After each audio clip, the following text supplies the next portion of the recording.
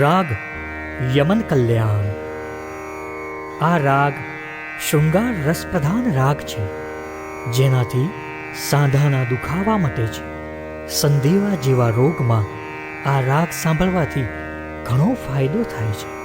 ની રે ગ મ ધ ની સા સા ની ધ પ પ મ ગ મ ગ રે ની રે સા.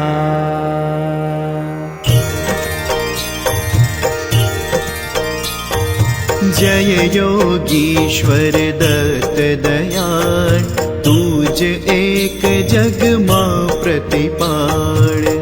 अत्यनसूया करी निमित्त, प्रगटो जग कारण निश्चित. ब्रह्मा हरिहर नो अवतार, शरणागत नो तारणहार.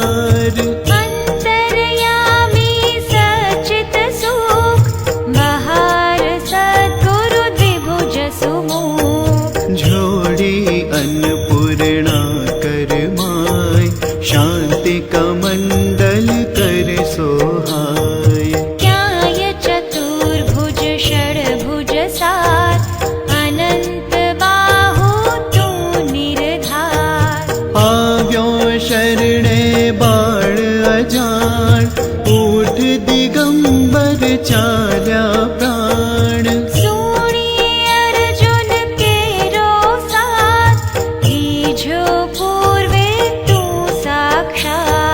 दीधी रिद्धि सिद्धि अपार, अन्ते मुक्ति महापद सार. कीधो आजे केम विलंब, तुझ विण मुझने नालम.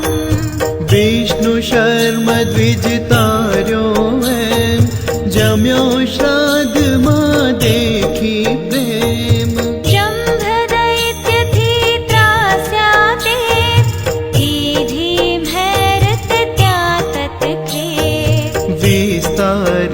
मायादिति सूत, इंद्र करे हणाव्यो दूत. एवी लीला कई कई शर्व, ईधी वर्णवे कोते सर्व. दौड्यो आयु सुतने काम, कीधो ने ते निष्काम.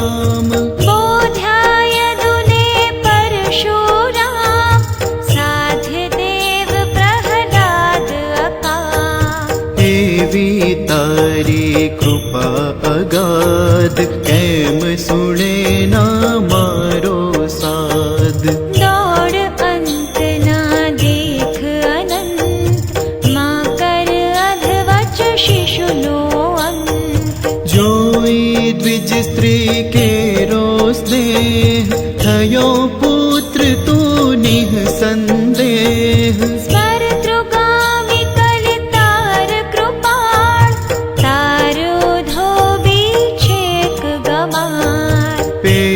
पीड़ थी तार्यो विप्र, ब्राह्मण शेठ उगार्यो क्षेत्र.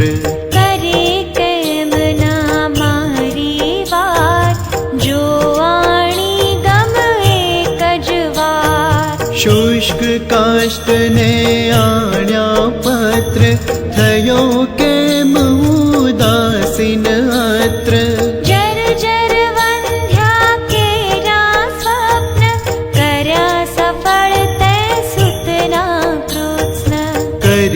दूर ब्राह्मण नो कोड, कीधा पूरण एना कोड. बंध्या भैस दुजवी देव, हर्यूं दारिद्र ते तत खे. झालर खाई रीझो एम, दीधो सुवर्ण घट सप्रेम.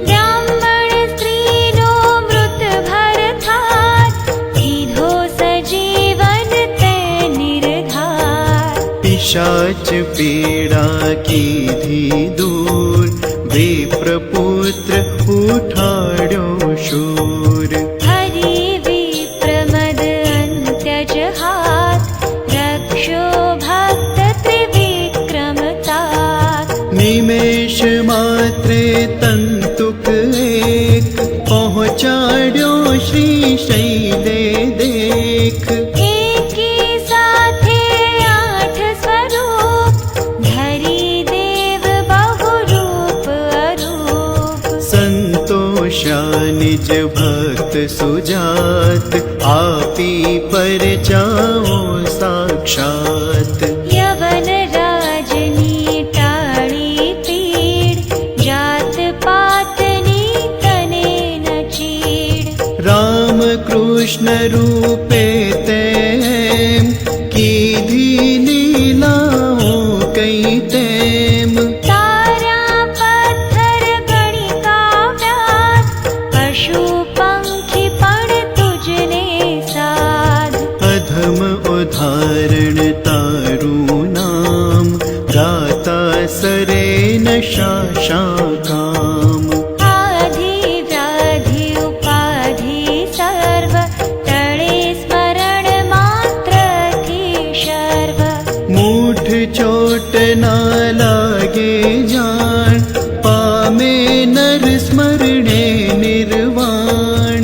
डाकण शाकण भैसासुर, भूत पिशाचो जंद असुर। नासे मूठी दैने तूर्त, दत्त धून सांभळता मूर्त। करी धूप गाए जे, दत्त बावनी आस प्रेम। सुधरे तेना बन्ने लोक, रहे न तेने क्याए शोक। दासी सिद्धि तेनी थाय, दुख दारिद्र तेना जाय। 52 गुरुवारे नित नेम, करे पाठ 52 सप्रेम। यथावकाशे नित्य नियम, तेने कदी न दण्डेयम्।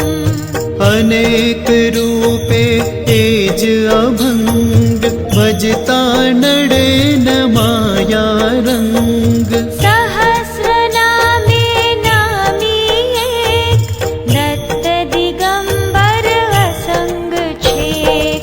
वंदू तुझने वारंवार, वेद श्वास तारा निर्धार।